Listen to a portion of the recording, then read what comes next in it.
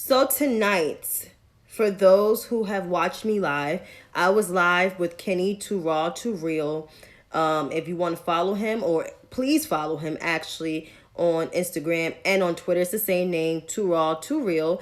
And because he's a great follow, and besides, he's a comedian, but he's a great follow. He's very insightful. I just want to recap my discussion on with defund the police, because I think that it's important that we talk about this discussion of, this topic that's been all week long. So here we are. For those who don't know the term defund and defund the police, so I'm going to derive for the word defund, as I said. So to defund, which is a verb, to prevent from continuing to receive funds. Now, defund the police, meaning reducing police department budgets and redistributing those funds towards essential social services that are often not funded, such as housing, education, employment, mental services, and etc. So why I had this discussion tonight? Because this been the topic since Wednesday. And these so-called progressives been attacking the former president. Was he right about voters were going to vote Democrat if, the slogan defund the police was not meaning abolish the police? He was wrong on that part. But as in terms of the marketing, he was right on every part of the marketing behind defund the police. You heard a lot of progressives, more so the white progressive wing of either the Democratic or independent party, whatever they are, kept equating defund the police with abolish the police. And that's not the term. I just read the term, what defund the police means. And the meaning behind that meaning, besides redistributing funds to other places, it's about reimagining how our law enforcement is in this country. Far too long, law enforcement has been pretty divisive and more so racist towards Black and brown people in this country. And I know, coming from a place where, crime was at an all-time high at the time, and the era that I was born in, which was the crack era, the police has not been very friendly to Black and brown people.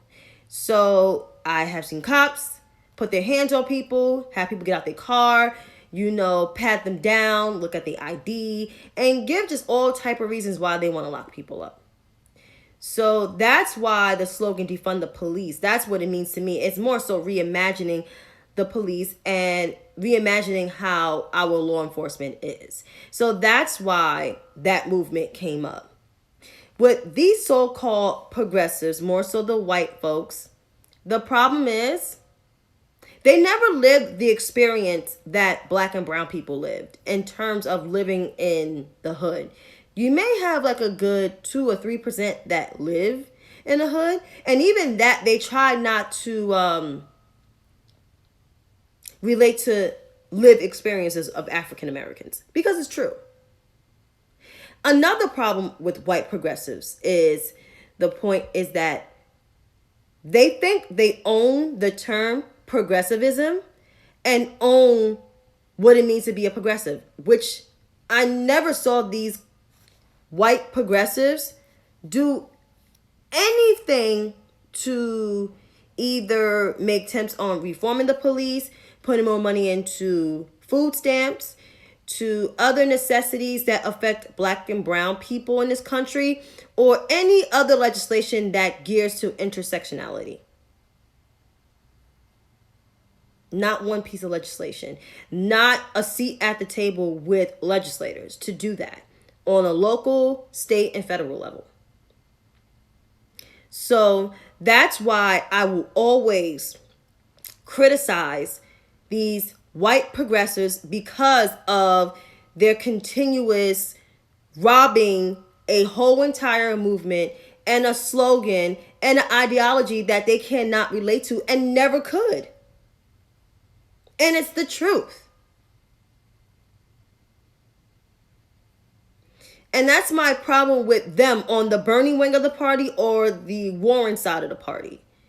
Like, they don't understand what black and brown people have gone through in this whole entire time of existence, especially in this country, of what we have dealt with for 360 years of slavery, of 260 years of slavery, and to all other hosts of things. Folks like Congresswomen Alexandria Ocasio-Cortez, Congresswoman-elect Cori Bush, when they come for the president of the United States, well, the former president of the United States, critiquing him on just something that he said that was a soundbite, I just want to know, what have they done to have a seat at the table with elected officials to pass any type of police reform, to pass any legislation that will help black and brown people?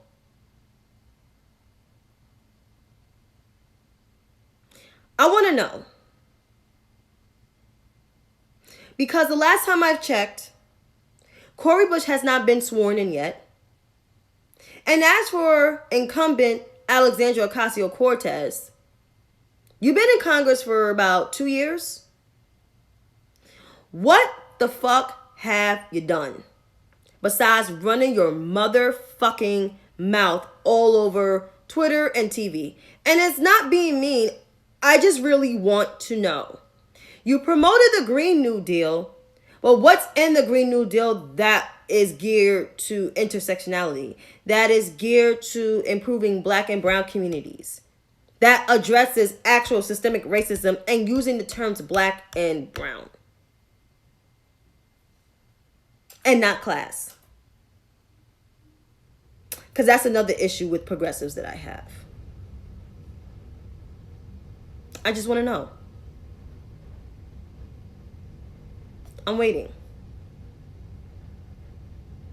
until Congresswoman Alexandria Ocasio-Cortez, Congresswoman Rashida Tlaib, Congresswoman Ilhan Omar, and Congresswoman-elect, even though you didn't get in there, but you've been running your mouth too, Cori Bush, give me an answer on what attempts they have made or what they've done, more so to Congresswoman Alexandria Ocasio-Cortez. Until what you've done, I need an answer. But until then, I'm tired, I'm sleepy, and I have other things to do in my house. But you all have a good night. Read a book, because the more you know is the more you will find out.